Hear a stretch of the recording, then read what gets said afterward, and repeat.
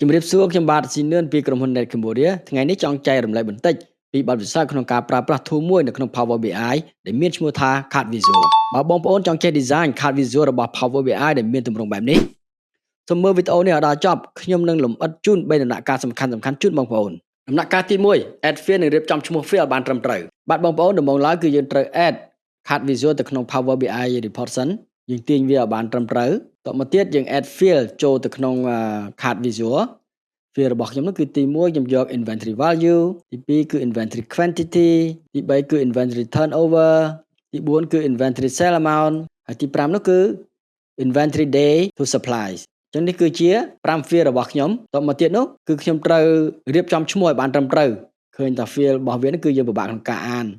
ដូចជាពាក្យ net inventory value អញ្ចឹងណា user គាត់អត់សូវយល់ទេអញ្ចឹងយើងព្យាយាម rename field ឲ្យបានត្រឹមត្រូវដោយចូលទៅក្នុង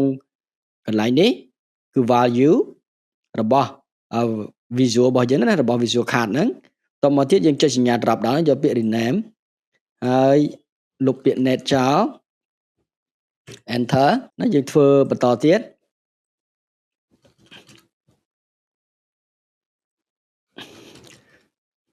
យើងព្យាយាមដាក់ឲ្យគេបានត្រឹមត្រូវ rename តទៀតនេះខ្ញុំយកទៅពាក្យថា turnover ratio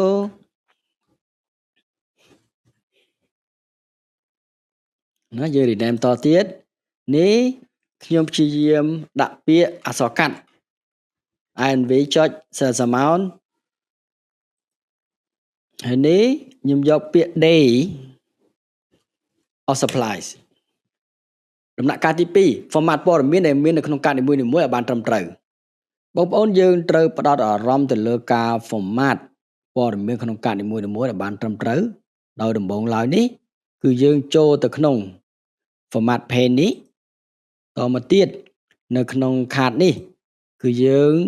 ត្រូវបដូរ layout វាទៅកាន់គេហៅថា horizontal នេះគឺជាដំណាក់កាលទី1ហើយយើងចង់បាន border ស្មើ true border បន្តមកទៀតកន្លែង shape នេះយើងអាចបដូរ mode វាទៅជា rounded rectangle អញ្ចឹងទៅខាងនេះឃើញលើវាបដូរមក round ប៉ុន្តែយើងឃើញលេខដូចជារាងច្រើនហើយទម្លាប់របស់ខ្ញុំចូលចិត្ត 10% អញ្ចឹងណាមិនឲ្យវា round ខ្លាំងពេកអញ្ចឹងយើងដូរវានៅក្នុងលំដាប់ 10% បន្ទាប់ពីយើងបដូររួចហើយយើងមាន border ហើយនៅក្នុងហ្នឹងអញ្ចឹងខ្ញុំចង់ remove background នេះចោលណាអញ្ចឹងនៅក្នុងគឺយើងគ្រាន់តែចូលទៅក្នុង general យើងមាន effect យើងដោះ background ចេញអញ្ចឹងណាចឹងនៅក្នុងវាអត់មានទេអញ្ចឹងយើងបដោតតែនៅលើរឿង shape របស់យើងណារឿង card នីមួយៗនេះអញ្ចឹងសម្រាប់នេះគឺយើងបាន remove វាចេញរួចហើយអញ្ចឹងបន្ទាប់ពីយើងផ្ដោតអារម្មណ៍ទៅលើ card ទាំងមូលរួចហើយឥឡូវនេះខ្ញុំចង់ផ្ដោតអារម្មណ៍ទៅលើ label ម្ដង label នេះគឺនៅខាងលើនេះបងប្អូននៅខាងលើនេះចឹងបំណងរបស់ខ្ញុំនេះគឺខ្ញុំចង់បដូរពីនៅខាងលើមកនៅខាងក្រោមហើយខ្ញុំចង់បដូរវាទៅជា bold អញ្ចឹងណាអញ្ចឹងនៅក្នុងនេះគឺយើងឲ្យឈ្មោះថាវាជាសិតនៅក្នុង call out នៅក្នុងហ្នឹងតមកទៀតយើងមានពាក្យ label តពី label ហើយនេះដើម្បីឲ្យវាបានហ្នឹងគឺខ្ញុំដូរ font វាទៅជា Sigeo UI bold នៅក្នុងហ្នឹងយើងឃើញវាបដូរទៅជា bold ហើយបន្តមកទៀតនោះ position ខ្ញុំយកវាជា bottom អញ្ចឹងវារុញមកខាងក្រោមវិញណាបងប្អូនបាទបងប្អូនបន្ទាប់ពីយើងបានធ្វើជាមួយ label រួចហើយឥឡូវយើងផ្ដោតអារម្មណ៍មកលើ value ម្ដងសម្រាប់ value គឺនៅខាងលើនេះនៅខាងលើនេះអញ្ចឹងដំណាក់កាលដំបូងខ្ញុំចង់បដូរ size វាទៅជាធំជាងនេះ18អញ្ចឹងកន្លែងដែលយើងអាចបដូរបានគឺនៅក្នុង call out តមកទៀតយើងយក all នៅក្នុងហ្នឹងហើយ value ណាយើងដូរទៅលេខ18គឺបានន័យថា apply ទៅគ្រប់យ៉ាងទាំងអស់នៅក្នុងហ្នឹងណាបន្តមកទៀតនោះគឺខ្ញុំនឹងបដូរ field មួយ color ណានៅតាម color មួយអញ្ចឹងយើងអត់ប្រើ all ទៀតទេឥឡូវនេះខ្ញុំបដូរទៅក្នុង field មួយឈ្មោះថា inventory value ដែលខ្ញុំចង់បដូរទៅជា color ដែលខ្ញុំចង់បានអញ្ចឹងនេះគឺជា color អញ្ចឹងយើងបដូរមកនៅក្នុង value មាន color ចុច more color អញ្ចឹងខ្ញុំដាក់ពណ៌ដែលខ្ញុំចង់បានណាអញ្ចឹងវា apply តែទៅលើ color មួយហ្នឹងដោយសារតែយើងបាន select field វាអញ្ចឹងខ្ញុំបដូរទៅជា color មួយទៀតអញ្ចឹងទៅណា នេះគឺជាការដេកណាដេកពណ៌យើងឲ្យវាស៊ីទៅតាមអ្វីដែលយើងគិតថាស្អាតអញ្ចឹងខ្ញុំបដូរទៅ fill បន្ទាប់ទៀតនេះ fill ទី4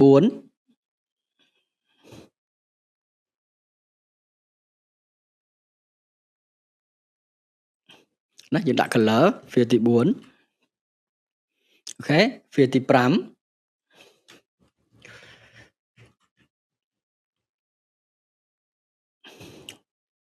ចឹង fill ទី5របស់យើង map ទៅកាន់ fill ចុងក្រោយ day of supply អូខេចឹងនេះគឺជា fill ទី5របស់យើងចឹងបន្ទាប់ពីយើងបានដាក់ color រួចហើយដំណាក់កាលបន្ទាប់នោះគឺខ្ញុំចង់ដាក់រូបទៅលើវាចឹងយើងដាក់រូបចឹងរូបយើងត្រូវគិតថាតើយើងកំពុងតែធ្វើលើអីណាឥឡូវនេះខ្ញុំផ្ដោតអារម្មណ៍ទៅលើ inventory value ក្នុងហ្នឹងយើងដាក់រូបយើងយកពាក្យ upload image បន្តមកទៀតយើង browse នេះយើងរកពាក្យថា inventory value ណានេះគឺជារូបរបស់ខ្ញុំចឹងឃើញយើងរូបចូលតមកទៀតខ្ញុំដូរកន្លែងវាទៅជាខាងឆ្វេង left of text ចឹងណាឃើញពណ៌ខ្ញុំស៊ីវាស៊ីជាមួយនឹងរូបរបស់ខ្ញុំចឹងទៅណាពណ៌វាហ្នឹងអូខេតមកទៀតយើងដូរ field ផ្សេងមួយទៀតមក field បន្ទាប់ quantity ម្ដងចឹង image វាយើង tick យើងយកកន្លែងនេះ upload image យើង browse រក inventory quantity ខាងនេះយើងដូចគ្នាអញ្ចឹងគឺយើងដូរវាពី left មកនៅក្នុងហ្នឹងតមកទៀតយើងធ្វើឲ្យគ្រប់ field អញ្ចឹងខ្ញុំទៅ field បន្ទាប់ទៀត ratio របស់យើងនៅក្នុង image យើង upload យើង browse យក inventory ratio របស់យើង turnover ratio អញ្ចឹងណាយើងដូរទីតាំងវាមក left of the text ដូរ field បន្តទៀតអញ្ចឹងទៅ image យើង upload វាយើងយកពាក្យinventory to sale ratio តមកទៀតយើងដូរទីតាំង left of the text រក field ចុងក្រោយអញ្ចឹងណាយើងត្រូវ upload វាទៀត image ណាអានេះគ្រាន់តែជាការ decor បងប្អូនជាការ decor របស់យើងណាយើងធ្វើម៉េចឲ្យយើងមកស្អាតណារបស់យើងដូរវាពី left to right នៅក្នុងហ្នឹងចុះបន្តមកទៀតនោះគឺខ្ញុំចង់ format លេខដូចបងឃើញអញ្ចឹងនៅក្នុង value នេះអញ្ចឹងណាលេខវាឃើញមាន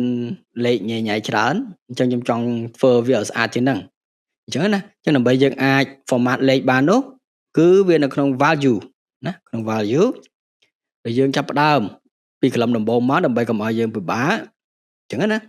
អញ្ចឹងកន្លែងនេះខ្ញុំដូរវាទៅជាថា1000នៅក្នុងហ្នឹងហើយបន្តមកទៀត decimal នេះខ្ញុំមិនបាច់មានក្បៀសទេនឹងគឺជាការវិភាគខ្ញុំអត់ចង់ឃើញលេខកតុយណា decimal point អញ្ចឹងដូចគ្នាដែរហ្នឹងគឺយើង format ដែរយើងធ្វើគ្រប់ field ណាគ្រប់ field នៅក្នុងហ្នឹងអញ្ចឹងនេះ inventory quantity របស់ខ្ញុំគិតថា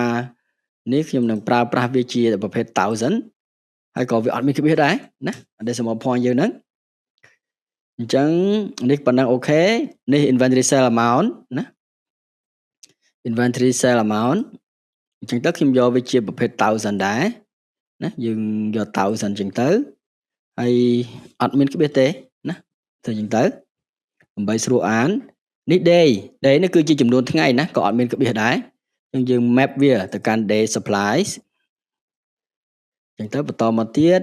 អានេះ auto ចាស់នេះគឺខ្ញុំមិនដាក់ទេណាបើយើងអត់មានត្រូវការក្បៀសទេនៅក្នុងហ្នឹងដំណាក់កាលទី3 add reference label បងប្អូនសម្រាប់ដំណាក់កាលនេះគឺយើងផ្ដោតអារម្មណ៍ទៅលើ reference label នេះគឺបានន័យថាវាគឺជា field មួយដែលចំណុះឲ្យកាតនីមួយអញ្ចឹងណាឥឡូវយើង click ទៅលើ card visual របស់យើងហ្នឹងបន្ទាប់មកទៀតយើង scroll ទៅរក reference label នៅក្នុងនេះអញ្ចឹងយើងមើល field ណាដែលយើងត្រូវការ add អញ្ចឹងខ្ញុំរើសយក turnover ratio បន្ទាប់មកទៀតយើងរើសយក field ដែលយើងត្រូវការ add ទី1ខ្ញុំរើសយក cost of goods sold ទី2នេះខ្ញុំរើសយក average inventory ហើយទី3នោះខ្ញុំរើសយក turnover status ណាអញ្ចឹងយើងមាន3 column នៅក្នុងហ្នឹងតមកទៀតខ្ញុំបដូរ field ដែលយើងយក column ផ្សេង inventory to sell ហើយខ្ញុំ add field វាចូលទី1នោះគឺយើងរើសយក average inventory ទី2នោះគឺ inventory sales amount ហើយទី3នោះគឺ inventory sales status inventory sales status អញ្ចឹងយើងបាន3 field ខ្ញុំដូរ field ទៅ field ចុងក្រោយ field ចុងក្រោយយើងនោះគឺនិយាយអំពី day to inventory supply ក្នុងនេះខ្ញុំ add field ដែលយើងត្រូវការ field ទី1គឺ average inventory field ទី2គឺ cost of goods sold ហើយ field ទី3នោះគឺ alert status អញ្ចឹងណានៅក្នុងហ្នឹងអញ្ចឹង field ទាំងអស់ហ្នឹងគឺបានមកហើយអញ្ចឹងណាអញ្ចឹងបន្តមកទៀតខ្ញុំចង់ play ជាមួយនឹង background color វាសិនហើយខ្ញុំចង់ឲ្យ background color នីមួយគឺវា reflect ទៅកាន់ text របស់វាអញ្ចឹងយើងគ្រាន់តែចូលទៅក្នុង layout របស់វានេះ reference label layout តមកទៀតយើងរើសយក background អញ្ចឹងនេះគឺយើង map ទៅកាន់ column inventory color អញ្ចឹងខ្ញុំទៅរើសយក color ណាដែលយើងបានកត់ទុកចុច more color យើងដាក់លេខកូដបញ្ចូលអញ្ចឹង color របស់វាស៊ីគ្នាអញ្ចឹងណាអញ្ចឹងខ្ញុំបដូរទៅ field ផ្សេងទៀតគឺ field របស់ inventory quantity អញ្ចឹងខ្ញុំរើសយក color ទី2ណាយើងដាក់ពណ៌វាស៊ីគ្នាអូខេអញ្ចឹង color វាស៊ីគ្នាហើយខ្ញុំរើសយក field ទី3 turnover ratio ខ្ញុំដាក់ color ទី3របស់យើង turnover អញ្ចឹង color ទី3យើងធ្វើវាអស់អញ្ចឹងទៅយើងដាក់ color បញ្ចូលអូខេអញ្ចឹងវាស៊ីគ្នាហើយខ្ញុំដូរ field ទៀតទៅដាក់ column ទី4អញ្ចឹង column ទី4ខ្ញុំដាក់ color យើងចូល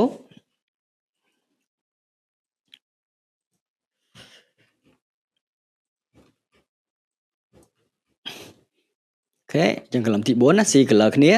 column ចុងក្រោយខ្ញុំដាក់ពណ៌យើងចូលឲ្យវាស៊ីគ្នា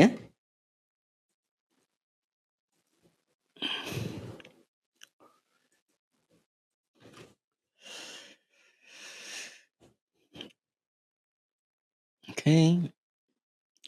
ដាក់ color បញ្ចូលអញ្ចឹងទៅអញ្ចឹងគឺយើងបានពណ៌វារួចហើយអញ្ចឹងណាអញ្ចឹងនេះមានពណ៌ស៊ីគ្នាពណ៌ស៊ីគ្នាពណ៌ស៊ីគ្នាពណ៌ស៊ីគ្នាអញ្ចឹងវាស៊ីគ្នារួចហើយអញ្ចឹងខ្ញុំចាប់ផ្ដើម play នៅខាងក្រោមវិញអញ្ចឹងណាអញ្ចឹងទី1គឺយើងនឹងដូរ color របស់វាហ្នឹងទៅជាពណ៌សទាំង label ទាំងនេះ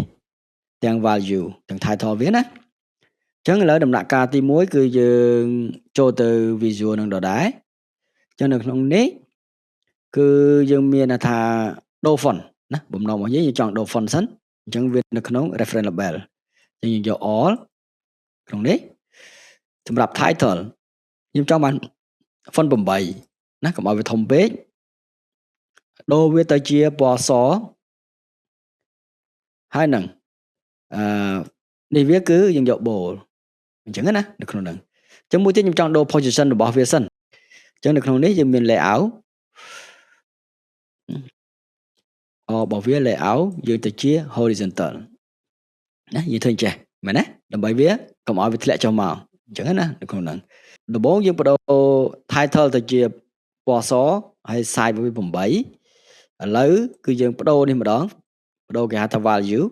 អញ្ចឹងណាយើងមើល value នេះអញ្ចឹងយើងមើលវាសិនថាតើវា apply ទៅ all ហើយនៅអញ្ចឹង all ហើយសម្រាប់ value ក៏យើងត្រូវដូរ font ទៅជា8ដែរក្នុងហ្នឹងហើយពណ៌គឺយើងយកពណ៌សណាឲ្យវាស៊ីគ្នានៅក្នុងនេះបងប្អូនបន្ទាប់ពីយើងបានបដូរ color របស់វារួចហើយឥឡូវនេះយើងបដូរ format ម្ដង format លេខនេះណាដើម្បីយើងស្រួលមើលអញ្ចឹងនៅក្នុងនេះយើងមាន value នេះខ្ញុំ change ទៅជាប្រភេទ 1000 នៅក្នុងនេះយើងអត់ត្រូវការក្បៀសទេណាដាក់លេខ0នៅក្នុងហ្នឹងបន្ទាប់មកទៀតយើងបដូរ field វាទៀត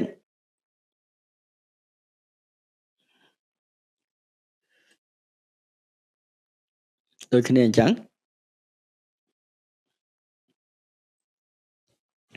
យើងអត់ត្រូវការនេះទេនេះយើងត្រូវការជា 1000 អូខេយើងបដូរឲ្យអស់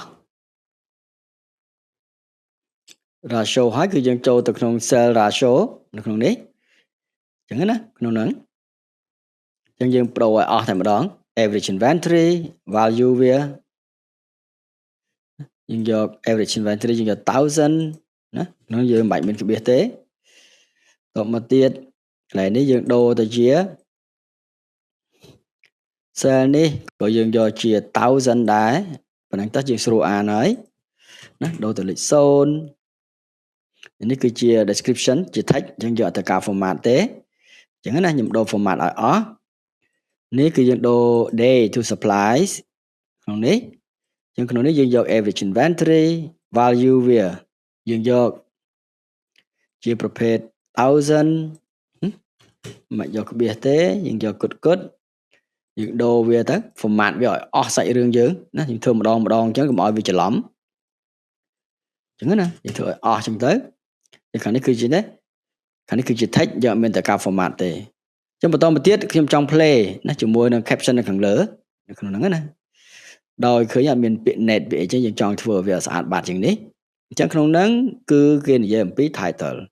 អញ្ចឹងណាឥឡូវយើងចាប់ផ្ដើមចេញពីណាមកចេញពី inventory នេះមកវិញអញ្ចឹងនៅក្នុងនេះយើងមាន selected field cost of goods sold ណានៅក្នុងនេះសម្រាប់ title គឺយើងយក custom អញ្ចឹងណាក្នុងហ្នឹងយើងអាចកែបានអូខេណាយើងទៅវាមួយឈុតអញ្ចឹងនេះគឺយក custom ទៀតអញ្ចឹងណាយើង field យើងវាមានកម្រិតយើងសរសេរអក្សរកាត់អីចឹងទៅ AVG អញ្ចឹងទៅ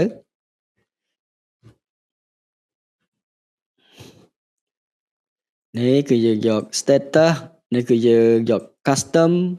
តមកទៀតអានេះគឺយើងដាក់ពាក្យ result អញ្ចឹងមកអូខេ result អញ្ចឹងទៅអញ្ចឹងណាក្នុងហ្នឹងតមកទៀតគឺយើងនិយាយអំពីដូរឲ្យអស់ណាដូរឲ្យអស់នេះ ratio នេះគឺយើង fill វាដូរ title ណាទៅម្ដងទៅឲ្យអស់មួយឈុតវាចានេះគឺ AVG ចុច inventory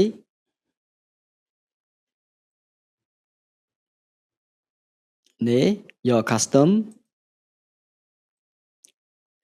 ណាយើងសេអក្សរកាត់អាណាដែលយើងអាចសេអក្សរកាត់បានណាសំចៃ space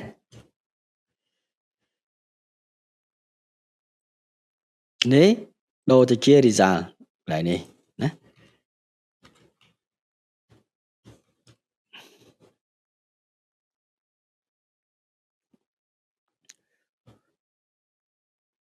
យើងធ្វើវាអស់ឥឡូវនេះយើងនៅដល់ចំណុចចុងក្រោយ D នេះអញ្ចឹងយើងដាក់ឲ្យគ្រប់ទៅនេះគឺ average inventory ទៀតហើយយើងយក custom ណាយើងអាចកាត់ទៅដើម្បីយើងសន្សំ space ណាព្រោះវាច្រើនណា field យើងនេះដូរវាទៅយើងដាក់cost of goods sold អញ្ចឹងទៅនេះយើងដាក់ custom ទៀតដោយយកជាប្រភេទថា result